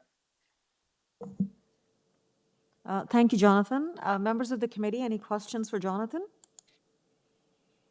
Member Said, please go ahead. Thank you, Mr. Jonathan. I just missed one point from your presentation. I could not write it, so just needed that information. This is about the variance number 3, which is the setback from the Anson Avenue. You are telling us that the sitting dwelling has a setback from Anson. What is the measurement? What is that setback? It is 2.46, and Katrina, if we could bring up the survey, but it is 2.46 as it exists today on the existing dwelling. And the essentially proposed adding a one, little bit over a meter. and the proposed one is 3.54, which is not changed, right? Correct, sir. That has not changed from the original refused application. All the other variances have either been changed or eliminated, except for that flanking setback onto Anson Avenue. Yes, and here we have the existing dwelling that's there, and we can see the side yard setback is 2.46 meters.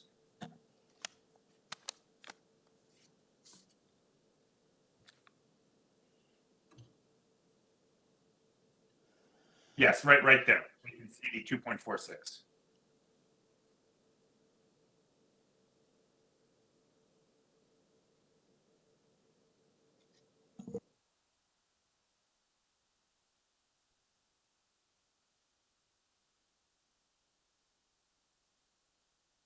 You're good, Mohammed?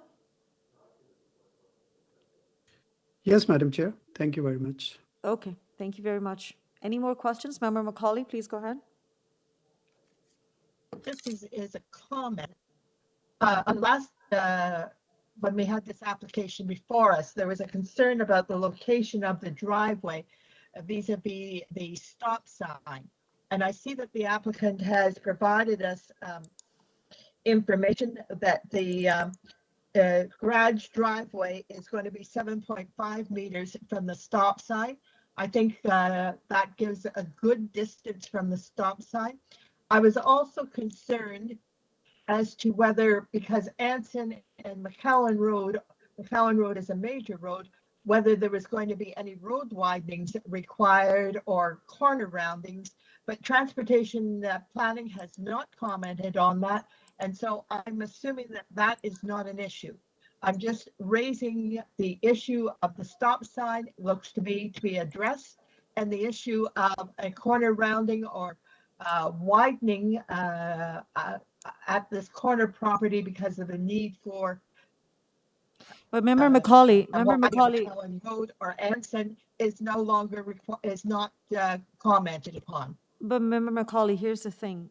If we have not received comments or any requirements or conditions from any department such as transportation, it's not required then. There are no concerns, and staff can add to it. That's what I said. Through the chair, I just exactly what I said. Okay. Through the chair, just to add one more thing is that under the Planning Act, we cannot require a road widening or corner rounding through a minor variance application. Okay.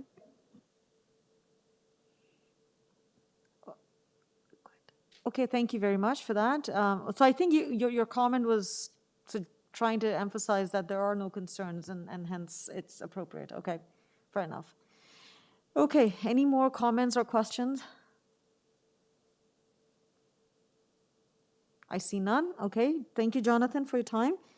We'll move on to speak with our registered speaker. So the first one who is registered to speak with us is Robert Everett. Robert, you're with us?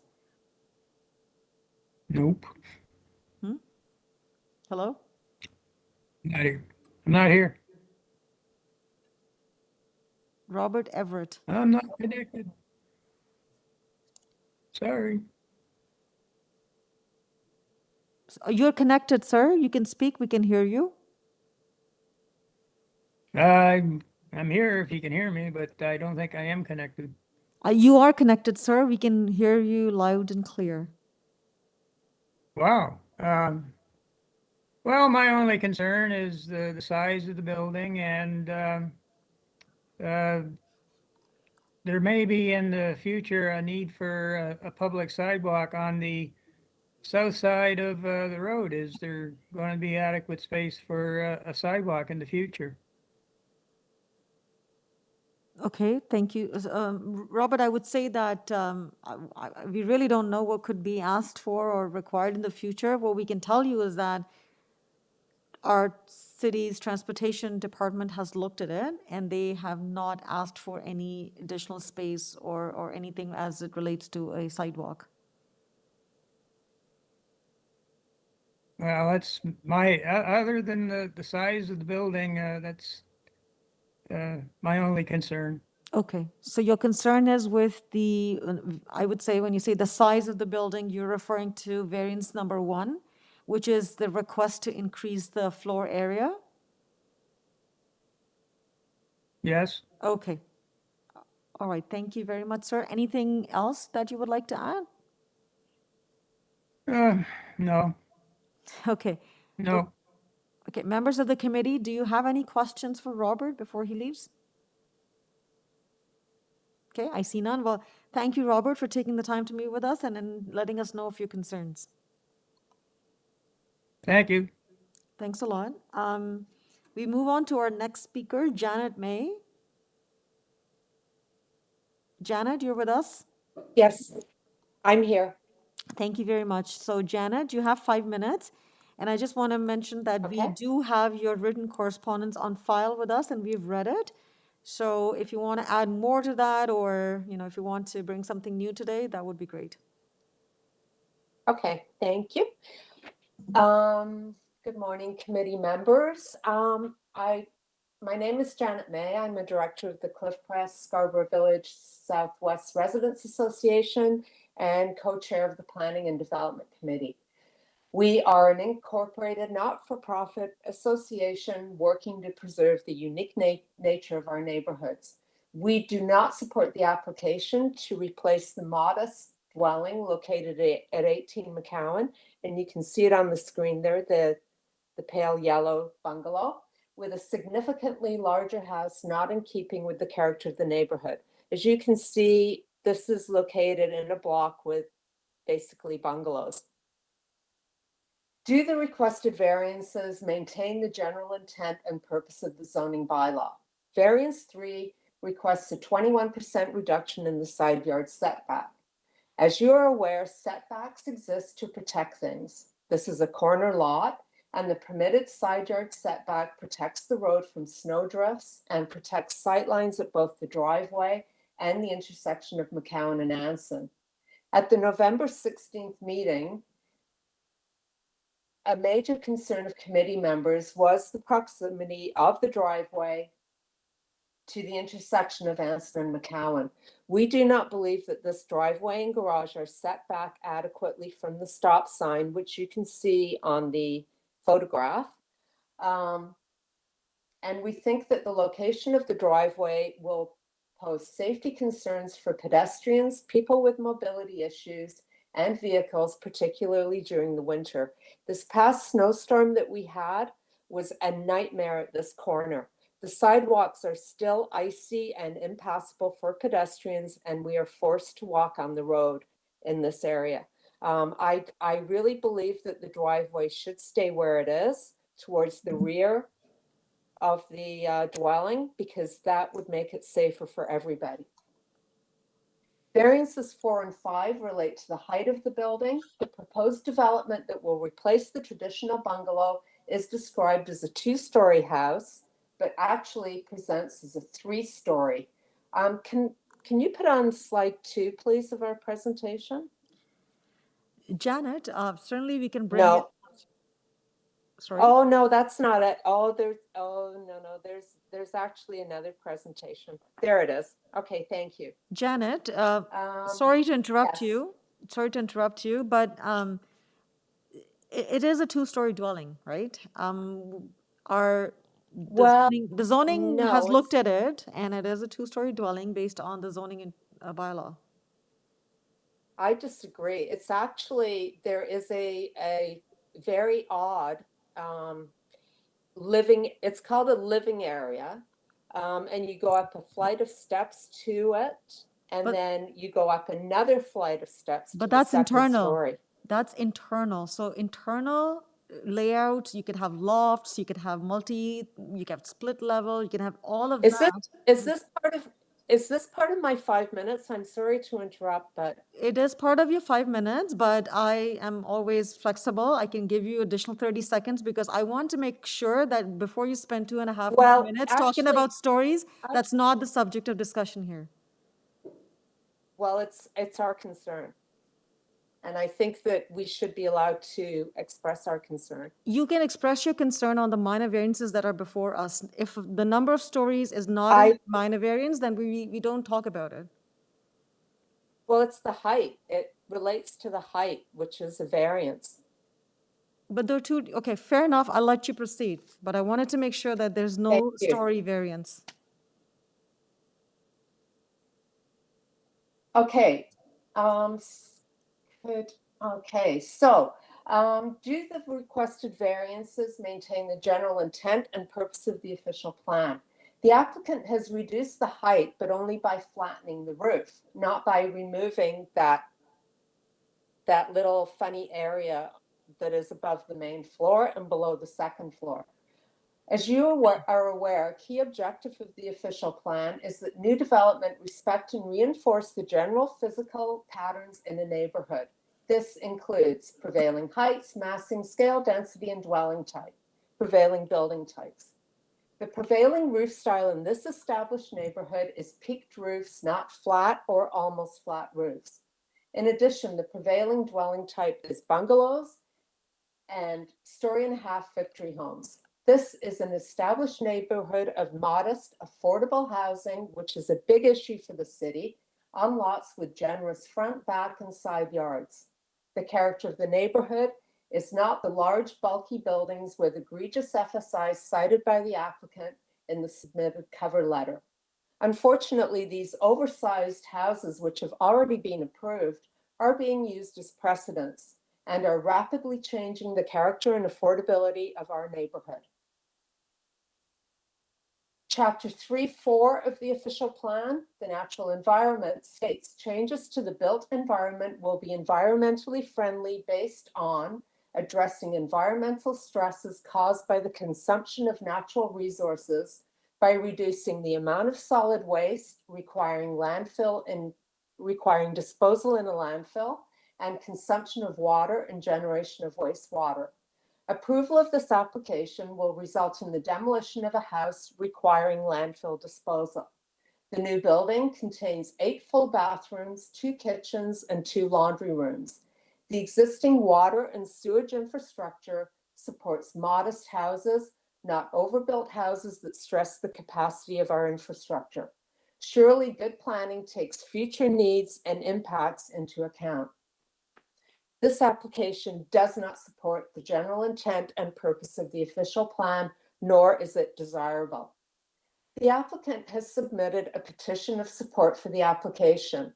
Only one person on this petition has provided an address, and this is a rental property on Allister 2 blocks away. I ask that the members of the committee disregard this communication because there is no evidence that anyone who signed it lives in the neighborhood.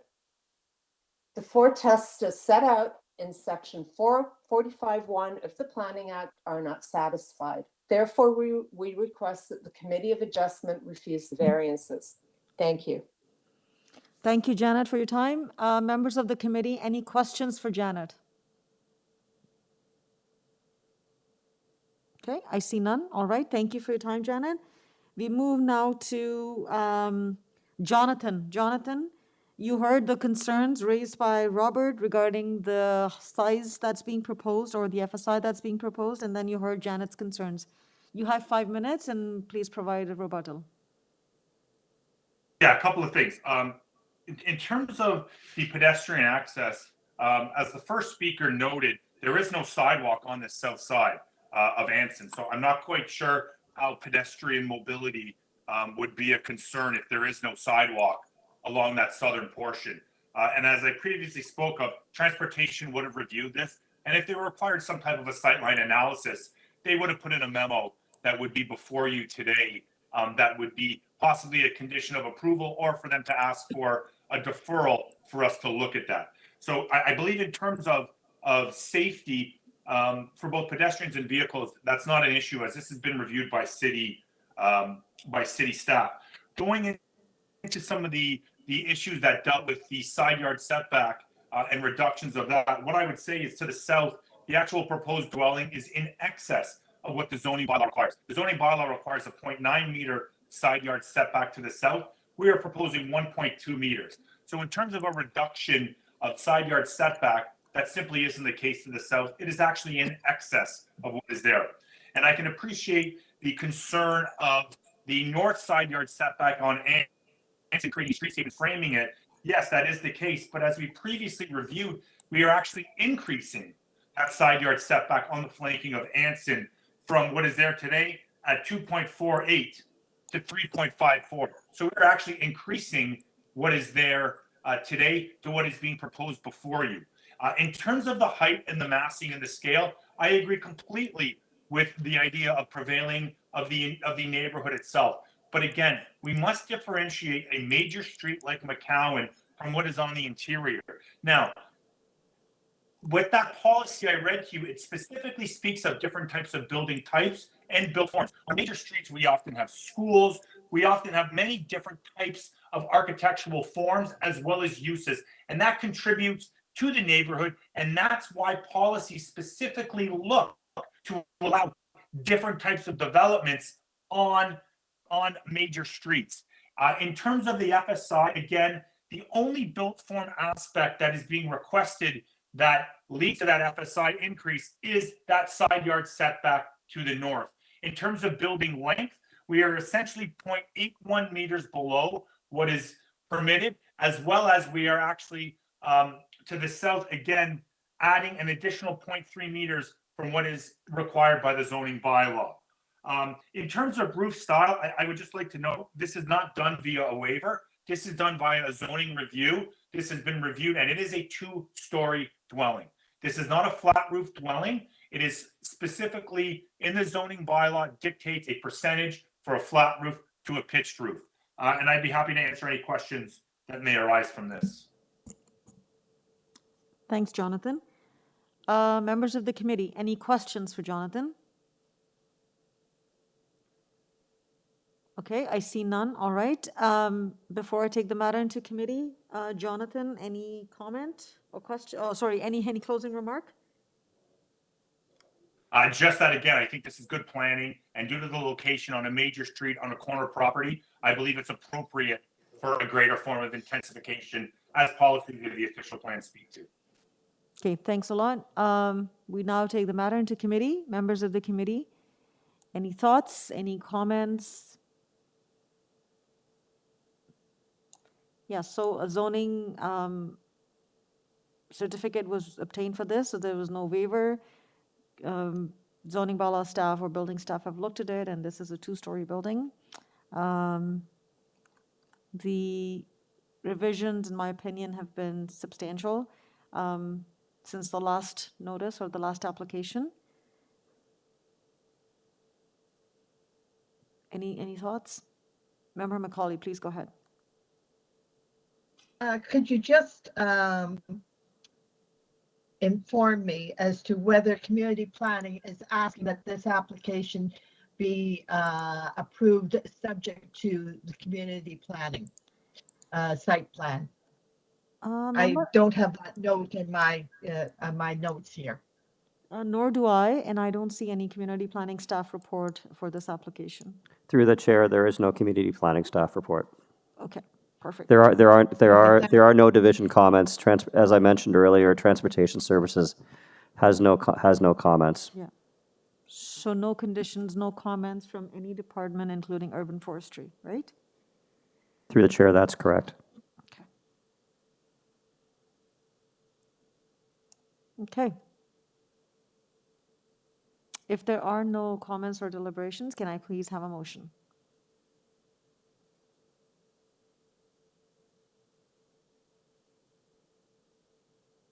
Okay, someone's got to put forward a motion. Member Macaulay. I'm going to put forward some comments first and then put forward a motion. This is an application that concerns me. I recognize that the agencies are not commenting on it.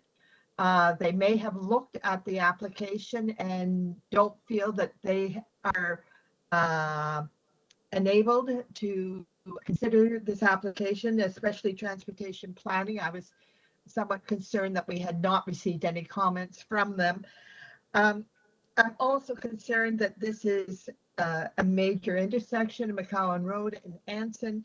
We're looking at a very large building with no requirements that the proposal be built in accordance with the site plan that we're seeing. You may remember that we refused the previous application saying it's out of character, not appropriate. I'm not convinced that what we have in front of us is appropriate.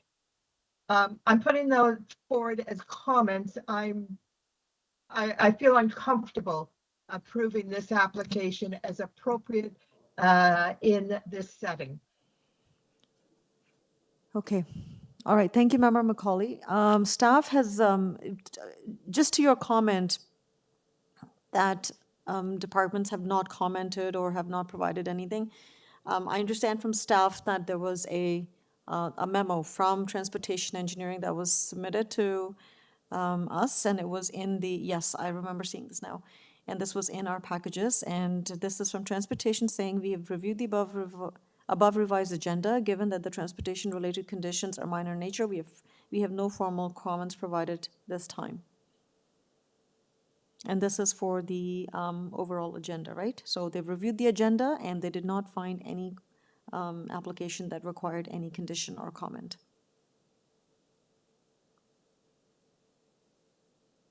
Okay? So yes, they have reviewed it and they have provided clearances. Okay. On that note, I would like to have a motion, please.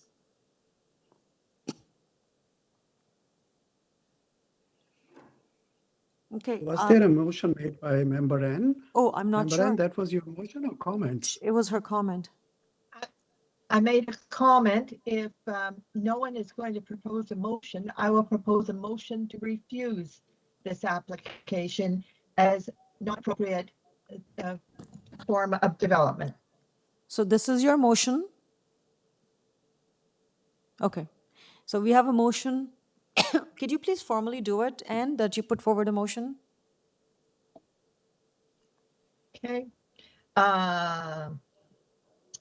With respect to the variance applications for 18 Mccowan Road, my motion is that the application that increases the gross floor area, increases the building height, provides additional building length, is not appropriate for the area. It is not in line with other developments in the area, nor does it maintain the character of the area. Those are items that the variance needs to look at in considering an application as being minor. Okay, so I just want to correct, And there was no, recommended for approval. I just want to correct, you remember, Macaulay, there was no building length variance, okay? It was the floor area, the proximity or the setback from Anson, two variances related to the height because of the difference of the bylaw, and then the height of the main walls, okay? Anyways, we have a motion on the floor to refuse the application. Can I please have a seconder? Member Said seconds the motion. All in favor of this motion? All opposed? Motion fails. We now need a new motion for like another motion. Member McKay, you want to do that? Right, Madam Chair. McCowan Road, of course, is a major arterial. I'm going to move approval of this application. There appear to be no conditions, no urban forestry conditions, etc. So I'll simply move approval of the variances as requested this time around. Thank you. May I have a seconder, please? Please go ahead, Igor. I will second the motion that's on the floor. Thank you. All in favor of this motion? All opposed? Thank you. Member Macaulay and Member Said oppose the motion. The motion carries and the application has been approved. Thank you very much. Okay, that brings us to the end of our agenda for the morning session. We have dealt through items 1 to 18. We will resume at 1:30 p.m. to deal with items 19 to 27. On that note, I'll see you at 1:30. Any comments for stream? Through the chair, that for the PM session, for anybody viewing on YouTube, please join the PM stream on YouTube. Thank you. And we will reconvene at 1:30.